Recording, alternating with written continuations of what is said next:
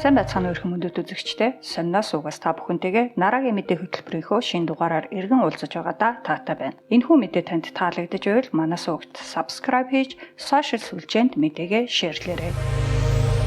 Герман улс Чех улсаас хийгээ харамлаж байна гэсэн нийтлэл Bloomberg-т гарчээ. Чех улс Оросын холбооны улсаас эрчим хүчний хувьд хараат бус болох бодлогыг сүүлийн 2 жил гарны хугацаанд тууштай баримталж байгаа билээ. Тус бодлогынхаа хүрээнд Оросын холбооны улсаас хий импортлохын оронд Германаар дамжуулж Норвегийн хийг импортлдог болсон. Гэтэл ийм хүнд хэцүү үед Герман улс Чех руу дамжуулах хийн хэмжээг зориудаар бууруулж өөртөө нөөцөлж байна хэмээн Чехийн аж үйлдвэр худалдааны сайд Йосеф Сикалагийн бичсэн захидлыг Bloomberg-т нийтэлжээ. Европын комиссийн эрчим хүчний асуудал эрхэлсэн гишүүн Кадри Симпсон болон Германы эдийн засгийн сайд Роберт Хабек нарт бичсэн энэхүү захидалтаа Германы хий дамжуулагч Cascade Gas Transport компани Чехийн хил дээрх холболтын цэгийн гаралтын хүчин чадлыг 10 дугаар сарын 1-ээс эхлэн 69 гигаватт цагаас 14.5 гигаватт цаг болгон бууруулахаар болсон хэмээн Сикалаг бичжээ. Цаашлаа тэрээр дээрх шийдвэр нь бүс нутгийн эрчим хүчний Оросын холбооны улсаас хараат бус байдлыг алдагдуулах шалтгаан болохоор байна гэжээ. Тэгвэл Cascade компани зүгээс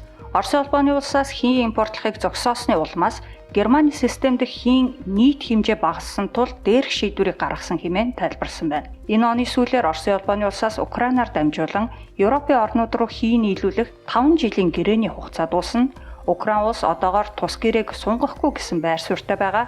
Тиймээс төв Европын орнууд хойноос нийлүүлдэг хийнээс улам бүр хамааралтай болохоор байна. Мөн Германаар дамжуулан авдаг хийн хэмжээ ерөнхийдөө өнгөрсөн зунаас эхлэн багассан тул зарим орнууд арай үнэтэй шийдэл болох шингэрүүлсэн байгалийн хийг түлхүү хэрэглэх болсон. Украины коридороор дамжуулан Оросоос байгалийн хий авдаг ихэнх орнуудын хувьд дээрх гэрээ цуцлагдлаа гэхэд өөр их үүсвэрээс байгалийн хий эсвэл шингэрүүлсэн байгалийн хий авах боломж өндөртэй. Харин Чех, Словак улсуудын хувьд тийм ч ариун сонголтгүй тул Германы гаргасан дээрх шийдвэр нь урт хугацааны нөлөөтэй байж болзошгүй.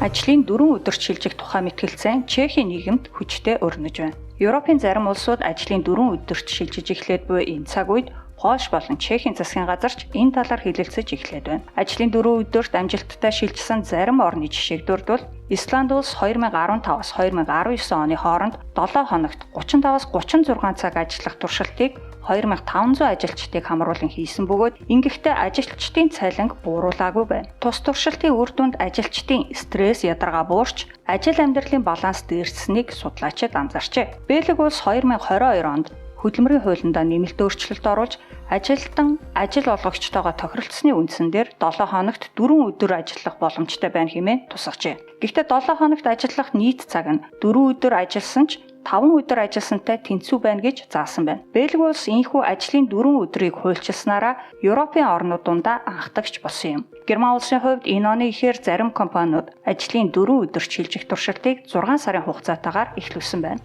Мөн Англид үүнтэй ижил туршилтыг олон компани 6 сар хэрэгжүүлж эерэг үр дүнд хүрсэн тул цаашдаа ажлын 4 өдөр шилжих шийдвэрт хүрсэн гэнэ. Тэгвэл Чех улсад энэхүү трендийг дагах талаар мэтгэлцэн сүүлийн үед олон нийтийн дунд ихээхэн өрнөж байна. Түгээрч зогсохгүй зарим ажил олгогчид тэр дундаа технологийн компаниуд ажлын 4 өдөрт шилжээд эхэлжээ. Тодорхойлбол Чехийн мэдээний вебсайт Novinket бичснээр нийт ажил олгогчдын ойролцоогоор 1% нь технологийн салбарын компаниудын 5 орчим хувь нь ажлын 4 өдөрт шилжээд байгааг нь. Үүнээс гадна ажлын 5 өдөртөө хэдий ч уян хатан цагийн хуваарьтайгаар ажиллах боломжийг олгодог компаниуд ч нэмэгдсээр байгаа аж. Гэхдээ 7 хоногт 4 өдөр ажилладаг болох тал дээр олон нийт ялангуяа ажил олгогчид болон улс төрчид эсрэг тэсрэг байр суурьтай байна. Үүнтэй холбогдуулан хэд хэдэн томоохон судалгааны байгууллагууд судалгаа хийсэн байна. Тухайлбал зөвлөх үйлчилгээний More компани Чех дахь салбарын 2023 онд ажил эрхлэгчдийн дунд явуулсан судалгаагаар 18-аас 26 насны ажил эрхлэгчдийн 83% нь 36-аас дээш насныхны 65 орчим хувь нь ажлын цөөн хоногтой байхыг дэмжсэн байна. Мөн судалгаанд оролцогчдын 30% нь компани өмнө хүлээсэн бүх үүрэг хариуцлагаа биелүүлэхэд ажлын 4 өдөр хангалттай гэж хариулжээ. Үүнээс гадна ажиллах өдөр цөөрснөөр ажлын цагийг илүү үр бүтээлтэй өнгөрөөдөг болно хэмээн судалгаанд оролцогчдын 65 орчим хувь нь хариулжээ. Эсвэргээрээ тус судалгаанд оролцсон эрэгтэйчүүдийн 7%, эмэгтэйчүүдийн 2% нь ажлын өдрийг цөөлөхийг эсэргүүцсэн байр суурь илэрхийлжээ. Ажлын 4 өдөрт шилжснээр ажилчдын сэтгэл ханамж нэмэгдэхээс гадна компанид урт хугацаанд тогтвортой ажиллах сэдлийг дээшлүүлж улмаар ажилтан ажил олгогч хоорондын итгэлцэл батчих эерэг үр дагавартай. Энэ нь өнөөгийн чадварлаг мэргэжилтнээр гачигдсан хөдөлмөрийн зах зээлд чухал нөлөөтэй хэмээн Чехийн бизнесийн үйлчилгээний тэргүүлэгчдийн холбооны удирдах зөвлөлийн гишүүн Jonathan Appleton хэлжээ. Мөн Европын парламентод Чехид сонгогдсон гишүүн Катерина Конечнач энэ трендийг дэмжиж буйгаа илэрхийлсэн байна. Тэрээр техник технологийн ачаар маш их ажлыг хөнгөвчлөх боломжтой болсон өнөө үед өнгөрсөн үеийнхтэйгээ адил олон цагаар ажиллах шаардлагагүй гэж үзэж байна хэмээжээ. Нөгөө тээгүр ажлын өдрийг цөөлөх нь бодит байдалд нийцэхгүй гэж үзэх хүмүүс ч цөөнгүй байгаа юм. Жишээ нь Чехийн парламентын гишүүн төлөөлөгчдийн танхимын дэд дарга Ян Скопечек манай хөдөлмөрийн бүтээмж өндөр хөгжилтэй орнуудтай харьцуулахад доогуур байгаа. Тиймээс ядуурхыг хүсээгүй бол бид ажлын өдрийг цөөлж болохгүй гэжээ. Мөн ажлын зарын Welcome to the Jungle вебсайтын Чехословакийн талыг хариуцсан гүйцэтгэх захирал Ян Клушон ажлын цөөн өдөрч шилжих нь ажил олгогчдод тэмч таатай санагдахгүй байгаа хэмээн E15 цэг Цэзэ медиа сайтад өгсөн ярилцлагадаа дурджээ. Тэрээр ихэнх компаниуд ажлын цагийг 20%-аар бууруулна гэдгийг ажлын бүтээмж 20%-аар буурна гэдэгтээ ижил утгатай гэж хүлээж авч байгаа. Гэхдээ үнэн хэрэгтээ ажил олгогчид бүтээмжээ нэмэгдүүлэхийн тулд ажилчдаа шин техник хэрэгслээр хангаж, дотоод үйл ажиллагааны бүтцээ илүү энгийн болгож, ажиллах таатай орчныг бүрдүүлэхэд анхаарах хэрэгтэй хэмээн тэрээр тайлбарлажээ. Нөгөөтэйгөр үйлдвэрлэл эрхэлдэг компаниуд ялангуяа тасралтгүй ээлжээр ажилладаг үйлдвэрүүд ажлын цөөн өдөрч шилжих нь ер нь л боломжгүй. Яагад гэвэл ийм компаниуд ажилчдынхаа ажлын цагийг бууруулахын тулд илүү олон ажилтнаа нэмж авах шаардлага гарах бөгөөд энэ нь их цаг хугацаа шаардахаас гадна санхүүгийн болоод захиргааны хувьд маш хүндрэлтэй гэж тэрээр нэмж хэлжээ. Энэ мэтчлэн ажлын 4 өдөрт Чех улс бүхэлдээ шилжих нь бодит байдал дээр хэрэгжих боломжгүй утоп гэдгийг батлах олон судалгаа болон мэргэжилтнүүдийн дүгнэлт бий. Харин бодит байдалд илүү нийцтэй нэгэн шийдлийг Чехийн засгийн газар хөдөлмөрийн хуулиндаа тусгахаар өргөн бариад байна. Тодорхойлбол ажилтан ажлын цагийн хуваараа өөрөө зохиох боломжийг засгийн газар хөдөлмөрийн хуулийн нэмэлт өөрчлөлтөнд тусгажээ. Гэхдээ ажилтны зохиосон цагийн хуваарийг заавал ажил олгогч нь хүлээн зөвшөөрсөн тохиолдолд баталгаажих аж. Одоо мөрдөгдөж буй хуулинд дээрх заалт нь зөвхөн зайнаас ажиллах боломжтой ажлын байрууд дээр л хэрэгжихээр тусгагдсан байдаг гэнэ. Харин нэмэлт өөрчлөлтөнд уг заалтыг бүх төрлийн ажлын байранд хэрэгжүүлэх боломжтойгоор тусгажээ. Уг нэмэлт өөрчлөлтийг парламентын доод дээд танхимууд болон ерөнхийлөгч зөвшөөрвөл 2025 оны 1-р сарын 1-ээс хэрэгжиж эхлэх юм. Одоо та бүхэндээ Чехэд амьдралын өртөг хэрхэн өөрчлөгдөж байгаа талаар мэдээ хүргэе. Байрны түрээс. Deloitte компани Чех дахь салбараас улирал бүр гаргадаг байрны түрээсийн индексийн тайланд 2024 оны 2 дугаар улиралд Чехэд байрны түрээсийн үн өмнөх улиралтай харьцуулахад 3.4%-аар өссөн байна гэжээ. Энэ нь метр квадратын түрээсийн үн дунджаар 305 крон байна гэсэн үг юм. Хот төсбөрөөр нь авч үзвэл Брно, Либерец, Храдец, Кралове хотуудын түрээсийн үн хамгийн ихээр буюу 5-аас 5.7%-аар өсч метр квадратын дундаж үн 276 крон болсон байна. Харин Оломоцод эсэргээрээ 1.5%-аар буурч метр квадратын дундаж үн 263 крон болжээ. Байрны түрээс хамгийн өндөртэй хот нь нийслэл Праг хэвээрээ байна. Энэ оны 2 дугаар улиралд Праг түрээсийн үн өмнөх улиралтай харьцуулахад дунджаар 2.3%-аар нэмэгдэж метр квадратын дундаж үн 408 крон, хамгийн өндөр үн 1472 крон болжээ. Түрээсийн дундаж үнээрээ Прагийн араас Чехийн 2 дахь том хот болох Брно орсон байна. Тус хотод метр квадратын түрээсийн дундаж үн 345 крон байна. Түүнчлэн Төв Бохойм аймагт 276 крон, Злин аймагт 276 крон тус байгааг нь. Эсвэргээрээ түрээсийн үн хамгийн бага байгаа аймаг нь Устинатла байгаа юм.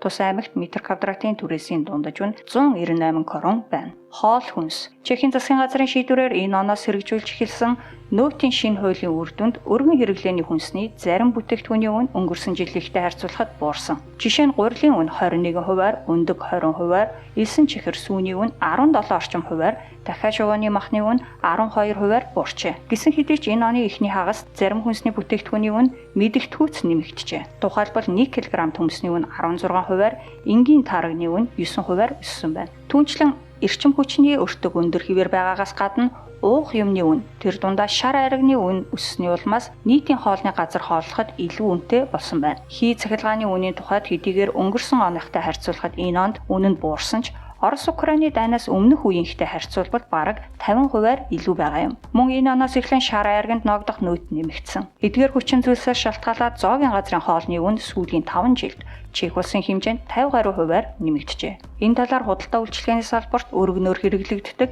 Dotikachka төлбөрийн системийн компани өөрсдийн цуглуулсан өгөгдөлд суурилсан тайланг танилцуулсан байна. Тус тайланд дурдсанаар 2019 онд өдрийн хоолны дундаж үн Чехийн ресторануудад 109 крон, цайны газруудад 94 крон байсан бол энэ нь 2024 онд ресторанд 169 крон, цайны газарт 138 крон болж тус өсжээ. Мөн ишницэл, гуляш, цезар салат, пицца, бургер гэсэн чехүүдийн өдрийн хоолндоо идэх хамгийн дуртай 5 хоол болон шар аригны үнийн өсөлтийг онцлон тайланжээ. Шар аригны дундаж үн 2019 онд 36 крон байсан бол 2024 онд 53 крон болж 48 хувиар нэмэгдсэн байна. Иш нийцлийн үн 115 кроноос 175 крон болж 52 хувиар, гуляш 111 кроноос 170 крон болж 53 хувиар, пицца 127 кроноос 177 крон болж 39 хувиар, бургер 141 кроноос 202 крон болж 43 хувиар, цезар салат 146 кроноос 196 крон болж 34 хувиар тус нэмэгджээ.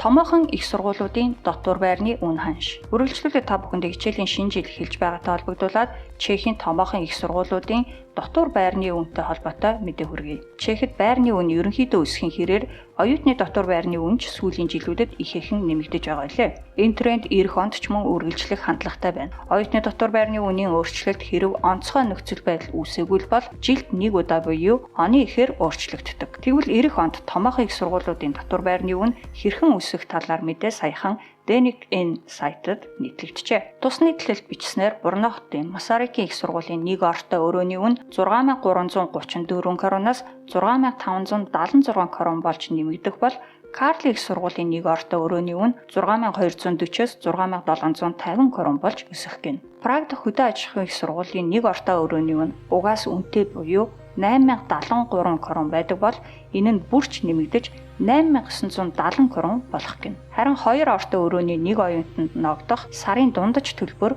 дараах байдлаар өсгөр байна. Үүнд Карли их сургуулийнх 4350-аас 4579 крон болж өсөх бол Масарики их сургуулийнх 5220 кроноос 5790 крон.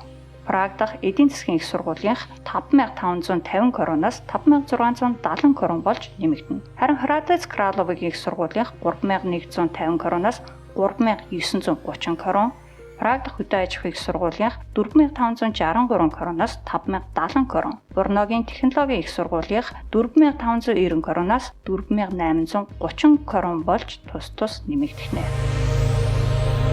Чехүүдийн хамгийн дуртай болон дургүй улсууд. Социологийн судалгаагаар дагнсан үйл ажиллагаа эрхэлдэг Чехийн STEM хэмээх агентлагаас Чех улсын иргэд аль улсын иргэдийг хамгийн эергээр, аль улсынхныг хамгийн сөргөөр хардаг вэ гэдгийг тодорхойлох судалгааг жил бүр явуулдаг билээ. Судалгаанд оролцогчид бусад улсыг 1-5 оноогоор үнэлдэг бөгөөд 1 оноо нь хамгийн эерэг, 5 оноо нь хамгийн сөрөг үнэлгээг илэрхийлдэг. Энэ жил өмнөх жилүүдтэй харьцуулахад хэд хэдэн сонирхолтой өөрчлөлт тус судалгаагаар илэрчээ. Жишээ нь олон жилийн турш Чехүүдийн хамгийн дуртай улсаар шалгарч байсан Словак улс жагсаалтын 2 дугаарт орсон бол 1-р байранд Чехийн урд төрж Австри улс орсон байна. Австри улсад нийт судалгаанд оролцогчдын өгсөн үнэлгээг харахад тэдний 71% нь 1 эсвэл 2 гэсэн эерэг үнэлгээ өгсөн бол 24% нь 3 оноо, үлдсэн 5% нь 4 эсвэл 5 оноог өгчээ. Харин Словак улсад өгсөн үнэлгээг задлан харвал 1 болон 2 оноо өгсөн оролцогчдын хэмжээ Австрихтэй ижил буюу 71% байгаа ч 3 оноо өгсөн оролцогчдын эзлэх хувь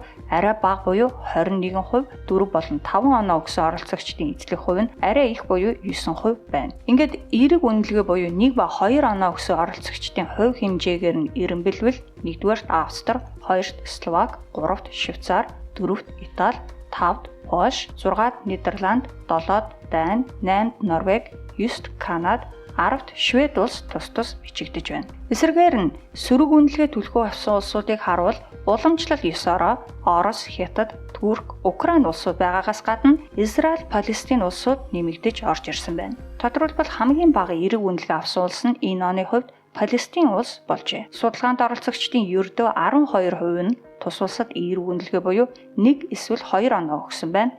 Эсвэргээрээ 58% нь сөрөг буюу 4 эсвэл 5 оног өгсөн бол үлдсэн 30% нь дундаж буюу 3 оног өгсөн байна. Хамгийн бага эерэг үнэлгээ авсан орнуудын жагсаалтын 2 дугаарт 15% эерэг үнэлгээ авсан Орос улс оржээ. 3 дугаарт 19% эерэг үнэлгээгээр Хятад улс орсон бол 4-т 26% эерэг үнэлгээтэй Турк улс, 5-д 29% эерэг үнэлгээтэй Израиль, 6-д мөн 29% эерэг үнэлгээтэй Украин улс тус бичигджээ. Чехүүдийн Орос-Украинд хандах хандлага ерөнхийдөө сөрөг таланд давмгай байдаг. Энэ хандлага 2022 оны ихэнх хагаст буюу Орос-Украины дайн эхэлсний дараахан багагүй өөрчлөгдсөн түүхтэй. Тухайн үеийн судалгааны үр дүнгийн дэлгэрэнгүй тайлбарыг та бүхэн манай сонноос суугаас Чехүүдийн хамгийн дуртай болон дургүй улсууд 2022 гэсэн гарчигтай бичлэгээс үзэх боломжтой. Товчхондоо тухайн үед Чехүүдийн Украинд өгөх эерэг үнэлгээ мэдэгдэхүйц нэмэгдэж, эсвэргээр Орост өгсөн сөрөг үнэлгээ бүрч их болсон юм. Тэгвэл энэ байдал аажимдаа өөрчлөгдөж, өдгөө Чехүүдийн Орос болон Украинд өгөх үнэлгээ дайнаас өмнөх үеийнх рүүгээ дөхөж эхэлж байна. Харин өнгөрөх онд Израиль-Палестины мөргөлдөөн ширүүсний үр дүнд эдгээр улсад хандах Чехүүдийн сөрөг хандлага багагүй нэмэгджээ. Энэхүү судалгааны бас нэг сонирхолтой хэсэг бол дэлхийд нэр нөлөө бүхий улс төрчдөд Чехүүд хэрхэн ханддаг болохыг тодорхойлох хэсэг юм. Энэ хэсэгт судалгаанд оролцогчид 14 улс төрчдөд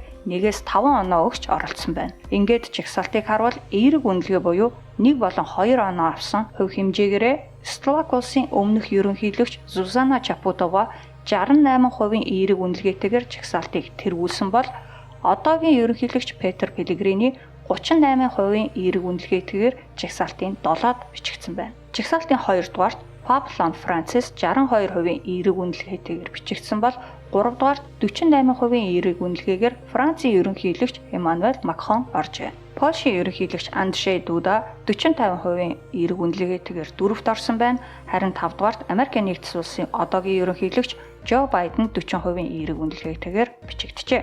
Түүний хувьд анх ерөнхийлөгч болсон даруйда 55% эерэг үнэлгээ авч байсан ч энэ үзүүлэлт нь тун удалгүй эрс бурсан юм. Украины төрийн тэргүүн Володимир Зеленский төгсөн Чехүүдийн эерэг үнэлгээ өнгөрсөн жилийнхээс 8%-аар буурч 38% болсон байна. Жагсаалтын 8-9 дуурт бичигдсэн Германы канцлер Олаф Шольц болон Английн өмнөх ерөнхий сайд Риши Сунак нарт Чехүүдийн өгсөн эерэг үнэлгээ өнгөрсөн жилийнхээс ойролцоогоор 5%-аар буурч 36-35% эерэг үнэлгээг тус авчээ. 10-д орсон Унгарын ерөнхий сайд Виктор Орбан 33% эерэг үнэлгээ авсан бол 11-д орсон Европын комиссийн ерөнхийлөгч Урсула фон дер Лейн 30% эерэг үнэлгээ авчээ. Хятадын ерөнхийлөгч Ши Жинпин болон Энэтхэгийн ерөнхий сайд Нарендра Моди нар 15 болон 16% эерэг үнэлгээтэйгээр жагсаалтын 12-13 дугаар байранд орсон байна. Гэхдээ Энэтхэгийн ерөнхий сайд Модигийн тухайд судалгаанд оролцогчдын дийлэнх нь буюу 67% нь тус улс төрчийг мэдэхгүй гэж хариулсныг энд онцлох нь зүйтэй. Ингээд жагсаалтын сүүлийн байранд Оросын Албаны улсын ерөнхийлөгч Владимир Путин орсон байна. Түүнд судалгаанд оролцогчдын ердөө 13% нь эерэг үнэлгээ өгсөн бол 79% нь сөрөг үнэлгээ өгчээ. Хичээлийн шинжил эхэлж буй толбогдуулаад Чехэд сууршаад удаагүй байгаа сургууль цэцэрлэгийн насны хүүхэдтэй эцэг эхчүүдтэй энэ хичээлийн жилд тохиох чухал өдрүүдийн талаарх мэдээллийг хүргэе. Хичээлийн шинжилд бэлдэх өдрүүд. Чех улсад ерөнхий боловсролын сургууль болон цэцэрлэгийн хичээл манай Монголынхтай адил жил бүр 9 дугаар сарын 1-ээс эхэлдэг. Хичээл эхлэхийн өмнөх 7 хоногт буюу 8 дугаар сарын сүүлийн 7 хоногт хичээлийн шинжилийн бэлтгэл ажлыг хангахаар сургууль цэцэрлэгийн багш удирдлагууд ажилдаа ордог. Энэ үеэр эцэг эхчүүд тэдэнтэй биечлэн уулзах боломжтой бөгөөд өдрийн хоолны төлбөр тооцоог хийх, өдрийн хоолны карт авах зэрэг ажлыг амжуулдаг. Мөн энэ үеэр анги дэвших шалгалтандаа унсан хүүхдүүд дахин шалгалтанд орох боломжтой. Хичээлийн эхний өдөр. Энэ жилийн хувьд 9 дугаар сарын 1 амралтын өдөр таарч байгаа учраас хичээл 9 дугаар сарын 2-ны даваа гарагт эхэлж байна.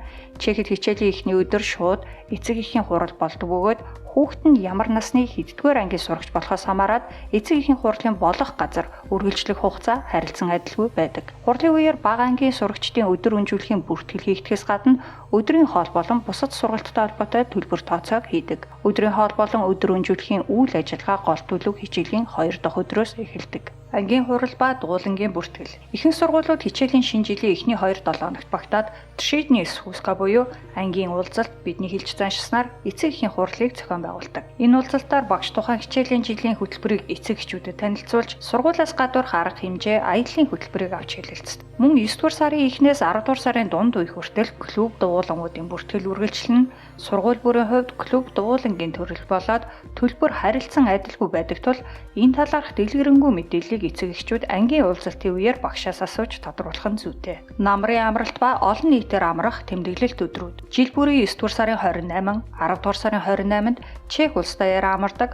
Учир нь 9-р сарын 28 Чехийн төрөлт улсын баяр Гиген Вацлавын өдөр бол 10-р сарын 28 нь Чехословак улс тусгаар тогтносны баярын өдөр юм. Энэ жилийн хувьд 9-р сарын 28 нь Бямб гарагт тохиож байгаа тул хичээл сургуульд ямар нэгэн нөлөө үзүүлэхгүй, харин 10-р сарын 28 нь Даваа гарагт тохиож байгаа тул энэ өдөр хичээл орохгүй. Үргэлжлүүлээд 10-р сарын 29, 30-нд сургуулийн хүүхдүүдийн хувьд намрын амралт болох юм. Нээлттэй хаалганы өдрүүд. Жил бүрийн 11-ээс 1-р сарын хооронд шат шатны боловсролын байгууллагуудын нээлттэй хаалганы өдөр болдог. Үүнд 4, 6, 8 жилийн гимназиуд болон тусгай ахлах сургуулиуд, мэрэгжлийн сургуулиуд, мөн ихтэй сургуулиуд багтана. Хэрэв та хүүхдэд дээр дурдсан төрлийн сургуулиудад оруулахар төлөвлөж байгаа бол энэ үеэр сонирхсан сургууль дээрээ заавал очиж танилцахыг зөвлөе. Сургууль бүрийн нээлттэй хаалганы өдрийн хуваар харилцан адилгүй байдаг болохоор та бүхэн сонирхсан сургуулийнхаа вебсайтаас хуваарийг нь шалгаарай. Авьяас чадварын шалгалтын эцсийн хугацаа. Хөгжим, бүжиг, урлаг, уран сайхан, спортын чиглэлийн тусгай ахлах сургууль болон гимназид орох сурагчдын бүртгэл авьяас чадварын шалгалтын сүүлийн хугацаа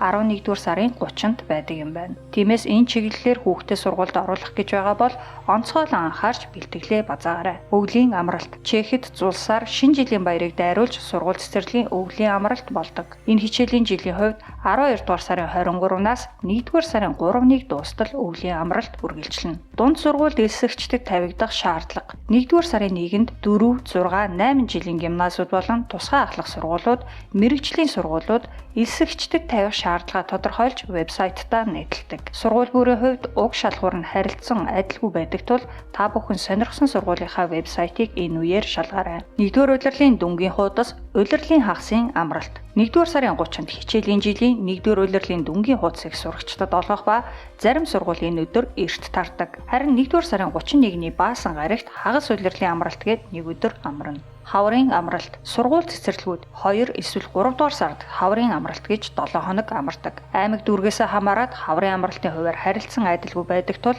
тодорхой мэдээллийг сургууль цэцэрлэгүүд дор бүртээ эцэг эхчүүдэд өгдөг. Ахлах дунд сургуулийн элсэлтийн бүртгэл 4, 6, 8 жилийн гимназиуд болон тусгай ахлах сургуулиуд, мэрэгжлийн сургуулиудын элсэлтийн бүртгэл 2 дугаар сарын 1-ээс 3 дугаар сарын 1-ний хооронд үргэлжлэнэ. 2024 оны ихээр энэхүү бүртгэлд зориулсан шинэ онлайн систем ашиглалтанд орсон. Урд нь сурагчид 2 сургуульд л бүртгүүлэх боломжтой байсан бол дээрх систем нэвтэрснээр 3 сургуульд бүртгүүлэх боломжтой болжээ. Цэцэрлэг болон 1-р ангийн бүртгэл. Чех улсад 3 нас хүрсэн хүүхэд цэцэрлэгт элсэн орох хууль ёсны эрхтэй болдог. Гэхдээ 3-аас 5 насны хооронд сайн дурын үндсэн дээр цэцэрлэгт хамрагддаг бол 5 настай хүүхдүүд сургуульд орохын өмнө 1 жил цэцэрлэгийн бэлтгэл ангид заавал явах ёстой. Цэцэрлэгийн бүртгэл тухайн дүүргээс хамаарат 4 эсвэл 5 дугаар сард болдог бөгөөд тухайн цэцэрлэгийн харьяаны дүүрэгт оршин суугчид давуу эрхтэйгээр хамрагддаг. Бэлтгэл ангийн хүүхдүүдийг дараа жилд сургуульд ороход бие болоод сэтгэл зүйн хувьд бэлэн эсхийг тогтоохоор шалгалтанд хамруулдаг. Гадаад хүүхдүүд хэлний бэрхшээлийн улмаас сургуульд ороход бэлэн биш гэж тодорхойлогдох тохиолдол цөөнгүй байдаг бөгөөд энэ нь хэвийн үзэгдэл юм. Тиймээс энэ тохиолдолд хүүхдээ бэлтгэл ангид дахин 1 жил явуулахаас санаа зовох хэрэггүй бөгөөд харин ч эсэргээр хүүхдийн чинь хувьд ач тустай алхам болох талтайг анхаараарай. Чехийн боловсролын тогтолцоонд хүүхэд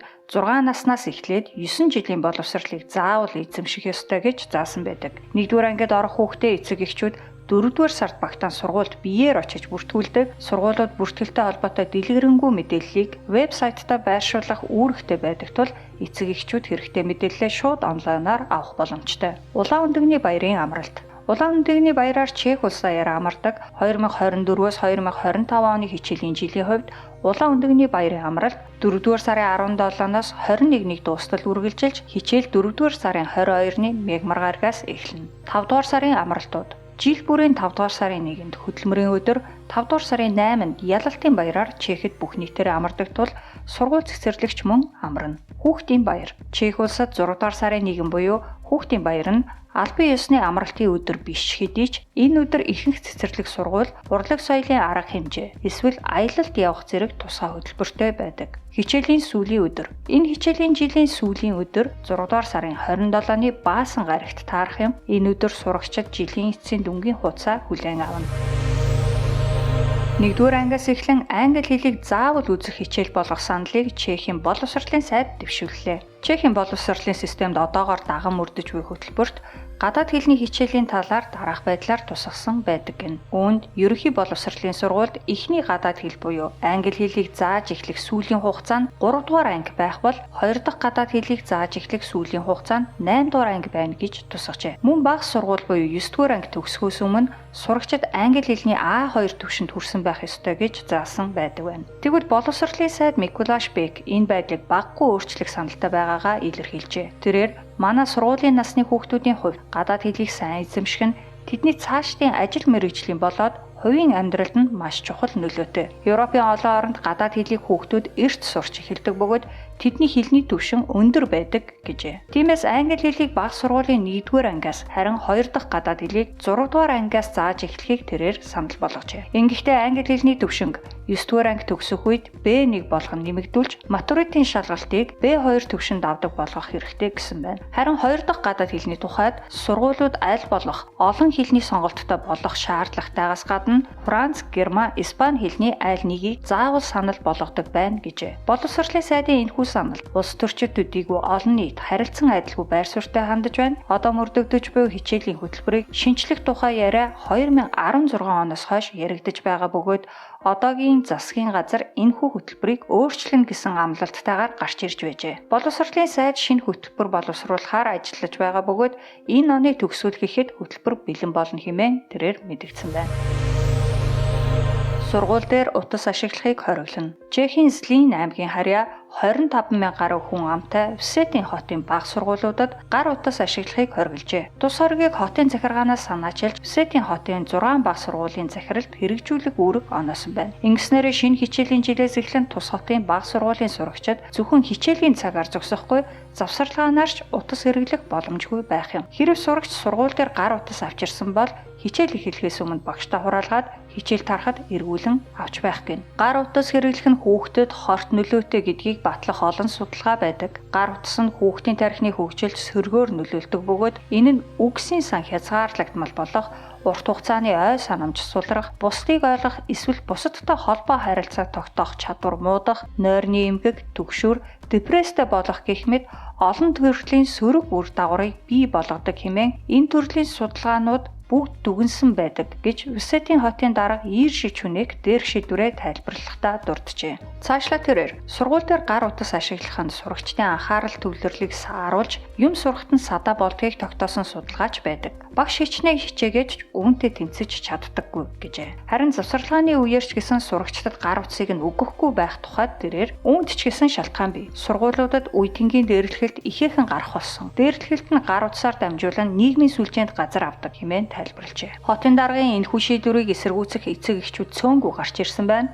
Зарим нь түүнийг хотын аюулгүй байдалд анхаарахын оронд эцэг эхчүүдийн өмнөөс шийдвэр гаргаж байна гэж шүүмжилсэн бол зарим нь социализмын үед сурагч хүүгүүдийн өсний засалт дээр хүртэл сургууль хошуу дүрдэг байсантай адилтхан шүүмжилсэн байна. Харин шүүмжлэлүүдийн хариуд хотын дарга. Эцэг эхчүүд өөрсдөө сурагч байхдаа хичээлийн үеэр гэрийнхэнтэйгээ байн холбогддоггүй л байсан шүү дээ. Хэрэв хүүхдтэйгээ яаралтай холбогдох ямар нэг онцгой шаардлага гарвал сургуулийн удирдлага руу залгаад шууд холбогдох боломж нь байгаа. Хүүхдүүд сургууль дээр утас хэрэглэхгүй байхад дорхноо л дасчихандаа хэмээн учралжээ. Всетийн хотын захиргаанаас гаргасан энэхүү шийдвэр нь боловсролын тухай хуультай нийцэж байгаа ажээ. Тодорхойлбол тус хуулийн нэмэлт өөрчлөлтөнд ийм өргөн цар хүрээтэй хатуу арга хэмжээ авахыг зөвшөөрсөн байдаг хэмээн Чехийн сургуулийн хяналтын газрын байцаагч Томаш Затлоукал тайлбарласан байна. Өөрөөр хэлбэл хичээлийн ихэнд утсаа хураалгаад хичээл тарахад эргүүлэн авдаг байхад ямар ч асуудал байхгүй. Энэ хугацаанд сургууль сурагчийг бүрэн хариуцна. Энэ нь сурагчийн монголчуудын эрхийг хязгаарлаж байгаа хэрэг биш хэмээн тэрээр тайлбарсан байна. Сүүлийн үед Англи, Америк болон Европын зарим орнуудад ч мөн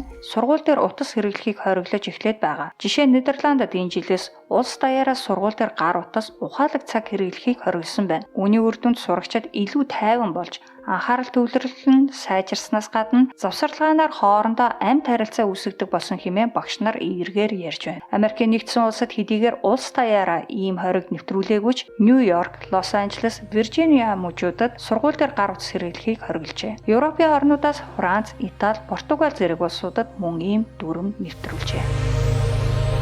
Дараагийн мэдээтэй хамт байгаа үзэгч та бүхэнд баярлалаа. Мэдээнийхээ төгсгөлд 9 дугаар сараас хэрэгжиж эхлэх хууль дүрмүүд болон энэ сард болох спорт, соёл урлагийн арга хэмжээнүүдийн талаар мэдээлэл хүргэе. Прагт машин ажилтны төлбөр нэмэгдлээ. 9 дугаар сарын 1-ний өдрөөс эхлэн Праг хотод зөвшөөрөгдөөгүй газар буруу байрлуулсан зогссон тээврийн хэрэгслийг зөөж шилжүүлэх буюу ачих, түр саатуулах торгуулийн төлбөр нэмэгджээ. Тухайлбал тээврийн хэрэгслийг зөөж шилжүүлсэний төлбөр 3800 крон, түр саатуулах хашаанд байрлуулсны 1 өдрийн төлбөр 500 крон болж нэмэгдсэн байна. Праг хотын замын хөдөлгөөнд оролцох жолооч болон зорчих иргэд CityMove аппликейшнийг хэрэглэх боломжтой. Энэхүү аппликейшны тусламжтайгаар Праг хотод зогсоолын төлбөр төлөх, нийтийн тээврийн чиглэл, хуваар харах, төлбөр төлөх, машин дугуй түрээслэх зэрэг үйлдэлийг хийх боломжтой. Ипотекийн шин журам 9 дугаар сарын 1-ээс эхлэн Чехийн банкуд ипотекийн зээлийг хугацаанаас нь өмнө төлөхтэй холбоотой шин журам нэвтрүүлсэн байна. Ингэснээр хэрэв та орон сууцны зээлээ тогтмол хүүгийн хугацаанаас нь өмнө төлөхийг хүсвэл банк танд шимтгэл тооцох боломжтой болж байна. Шимтгэлийн хэмжээ нь жилийн 125%-аар зээлийн үлдэгдлээс тооцогдно. Гэхдээ нийт шимтгэл нь зээлийн үлдэгдлийн 1%-аас хэтрэхгүй байх юм. Энэхүү нөхцөл нь 9 дугаар сарын 1-ээс хойш байгуулсан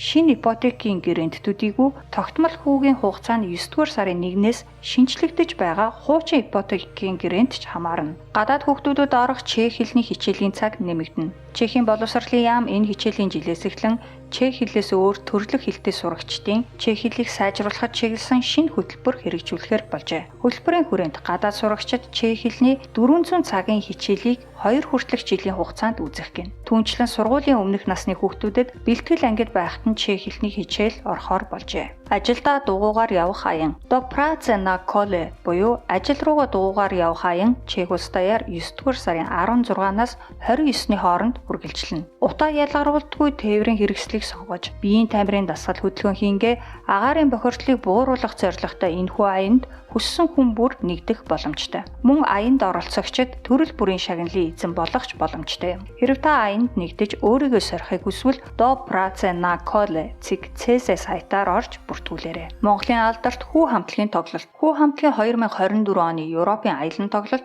9 дугаар сарын 4-нд Финландийн Хельсинки хотоос эхэлж 9 дугаар сарын 26-нд Испаний Мадрид хотод өндөрлөнө. Хишигтэн хэмээх энэ удаагийн аялал тоглолтынхаа хүрээнд тэд Праг хотод 9 дугаар сарын 14-ний Бямбгарагт тоглох юм. Тоглолтын тасалбар байрлал болон төрлөөсөө хамаарат 990-ээс 5190 коронаар зарагдаж байна. Тасалбарыг Go Out Cygnet, Ticketmaster CC сайтуудаас авах боломжтой. Cirque du Soleil Праг хотод тоглоно. Циркийн гайхамшигт тоглолтыг толилуулдаг дэлхийд алдартай Cirque du Soleil Production Прагт анх удаа тоглохоор болжээ. Тоглолт Прагийн O2 Arena-д 9 дугаар сарын 25-наас 29-ны хооронд болно. Тасалбарын үнд суудлаасаа хамаарат 1590-ээс 2420 крон байна. Тасалбарыг Ticketmaster CC, Ticket Portal CC сайтуудаас авах боломжтой. Тим Бёртоны үзэсгэлэнгийн хаалт. Алис гайхамшигын оронд Чарли ба шоколадны үйлдвэр, хайчин гарт Эдвард гээд аимшигт инедмийн жанрын олон 10 алдарт бүтээлийн эзэн, кино найруулагч, продюсер Тим Бёртоны бүтээлийн үзэсгэлэн өнгөрөгч 5 дугаар сард Праг хотын Обецны дунд нэгдсэн. 600 гаруй бүтээлээс бүрдэх энэхүү үзэсгэлэн 9 дугаар сарын 30 хүртэл үргэлжлэх тул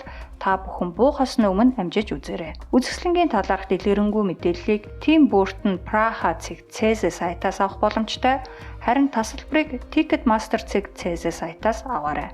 9 дугаар сарын 28. Энэ сард болох хамгийн чухал үйл явдал бол мэдээж 9 дугаар сарын 28-нд болдог Чехийн төрт улсын баяр Гиген Вацлавын өдөр юм. Энэ өдөр Чех улс даяар амардаг хэдий ч энэ жил 9 дугаар сарын 28-нд Бямбгарагт тохиож байгаа. Гэхдээ энэ өдөр томоохон дэлгүүрүүд амарна гэдгийг онцгойлон анхааруулъя. Тодорхойлбол 200 м2-аас дээш талбайтай дэлгүүрүүд ажиллахгүй. Чехийн төрт улсын баяраар соёлын яам нээлттэй өдрийн арга арга хэмжээ зохион байгуулдаг. Тиймээс соёлын яамны байрладаг үзэсгэлэнт Ностицкий ордонд олон нийт үнгүй орж үзэх боломжтой.